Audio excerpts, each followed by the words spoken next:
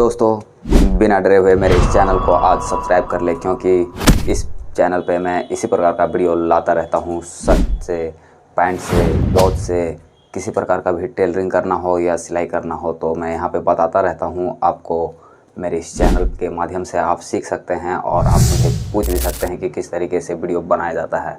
तो दोस्त, आज मैं बताने वाला हूँ कि किस तरीके से शर्ट का कॉलर जो होता है ये बनाना है। और शर्ट का ये पूरी कॉलर नहीं होगा, ये ऊपर वाला भाग नहीं होगा, बैन पे सिर्फ चलेगा। और बैन का कटिंग थोड़ा सा अलग होता है, राउंड शेप इसका थोड़ा सा बढ़ा हुआ होता है। तो आज मैं शर्ट का जो बैन कॉलर है उसे चढ़ा के दिखाने वाला हूँ और बताने वाला हूँ कि किस तरीके से आप भी चढ़ा सकते हैं अपने खुद से।